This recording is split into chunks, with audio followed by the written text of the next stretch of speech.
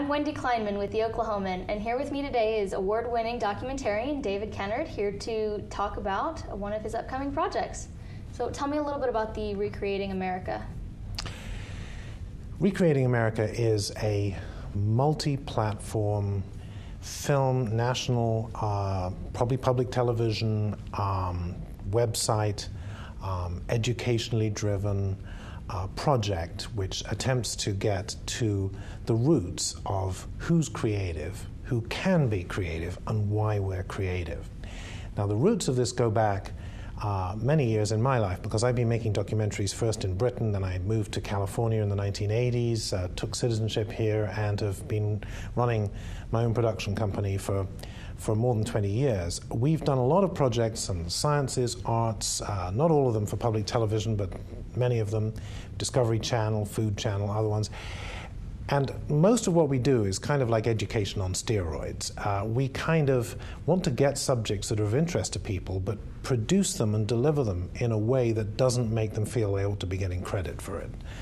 Really to try and nail a subject, to work with national level experts, but also tell people stories. And I've done a lot of projects on sciences, arts, all sorts of things, and why people are creative in each of these fields had continuously come up in my mind. I'm producer and usually co-writer with people usually who know a subject a lot better than I do. I kind of write them for television. And consistently coming up was, why are some people more creative than others?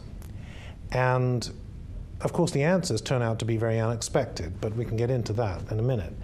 I just sort of finally felt, look, I'd really like to sort of get going on a project which really looked at creative people, every kind of creative person, at different, some famous, some not, some quite unexpected people, and says, what is driving them? And it was a pure accident that I kind of got introduced to the people here in Oklahoma, which made us decide to make Oklahoma the origin and focus of this entire project. When most people think about unique initiatives in education, Oklahoma is not the state that comes to mind. So what is it that made you say, this is the best one, this is what we need to start this series with? Well, the happenstance behind this is that 4 years ago I was giving a talk at the Aspen Institute, a national get-together of people from all 50 states and Guam and all sorts of unlikely bits of territory the U.S. has, who are all from the humanities councils of these different states. And they'd been brought together by the Ford Foundation for a very high-minded conference called something like Wither the Humanities, it's one of these kind of things. And there were a lot of people who are emeritus professors of everything you could think of, and a few people like me who were just sort of working communicators of some sort. And I had the good fortune to be able to show film clips, which was certainly not the case for 90% of the speakers. So with the audience in sort of terminal rigor mortis of tedium in the afternoon, I popped up and showed some funny film clips, and serious but still, etc. And two people who came up to me afterwards were John McCarroll of OETA, of Public Television in Oklahoma, and Susan McCalmont of the Kirkpatrick Foundation. And they said to me, that was fun. We want you to come and talk to us because we've had this idea that we could be doing more about the creativity that we see emerging here in Oklahoma. So I said, by all means. The great shining example, I think, of educational success in this state is the A+ schools initiative. And although that was not started in this state, I believe it started in North Carolina, this state has been one of the most enthusiastic adopters of it. Soon after I came here, on my second visit, I think, I got to meet Jean Hendrickson, and that was already now 4 years ago, and she has been very much the kind of eminence grise, the kind of power behind the throne of getting this to be adopted here. And I have to be honest with you, when I heard about A+ education, which can be implemented at elementary level and high school level and so on, I suppose I made the mistake of thinking that it was, it's A+ is arts plus education. And I thought, oh yeah, in other words, at the end of the day, if they've all been good, they can have half an hour of music, or they can paint a picture, fine, and if they haven't been good, well, they'll just have half an hour more math, right. And of course, I was totally wrong. And I started going to these schools, as did a couple of my creative colleagues and team, my wife Lizzie, who's co-producing this with me, We've had 2 kids. She was blown away. She was so impressed by what was happening in these schools. Now, the number of A+ schools is rising in a very interesting way, and I don't want to sort of go into all the detail of that because many other people than me will know it better than I will, but one of the most interesting things is this is a program for integrating the arts with every single aspect of education. So you do math, but you do math with music. How can that be? Well, Pythagoras, who knew quite a lot about right triangles and all sorts of math and everything else like this, really was the first to articulate what we in the West consider the musical intervals. You know, you've got a string here, it sounds like this, halved, it sounds like that. All the musical understanding we have is based on math.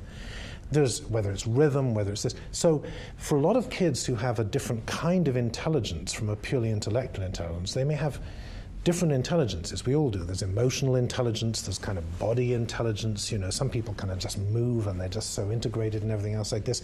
But a purely abstract problem will not be their thing at all. Now, if you can integrate the art, math with music, biology with art, you know, design your own molecule. I mean, this gets really interesting. Organic chemistry. I mean, you find people actually fascinated by computer graphics in this, and if you have a program which prevents them from designing anything which couldn't happen as far as we know in nature, they start putting the bits together, and they're really making a kind of like jigsaw.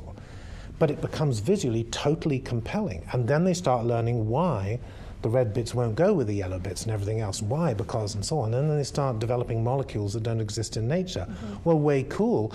And it doesn't sound like the bio classes that I remember with everything, the terrible long names, and you can't remember what's which and what's DNA and RNA and oh my God, and all this, you know. So I've been so impressed by that. And we have taken one of the A+ schools in Lawton, the Flower Mound School, as our pilot story, if you like, for that program about elementary schoolers. Let me ask you, on the preview for the Flower Mound School on your website, the narration says, you know, results are extraordinary. How do you measure the results of something like creativity? Well, what you can do with A+, that's a really good question. It's a really good question, because I don't want to make creativity seem like it's in a package, we understand it completely. One of the most miraculous things about the study of creativity is, I kind of like to say, it's like the study of faith or the study of love.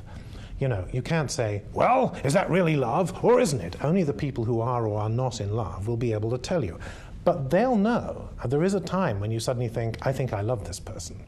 Or, regrettably, a time when you think, I think perhaps I don't love this person anymore. And faith has similar experiential and deeply personal things. Well, so does creativity.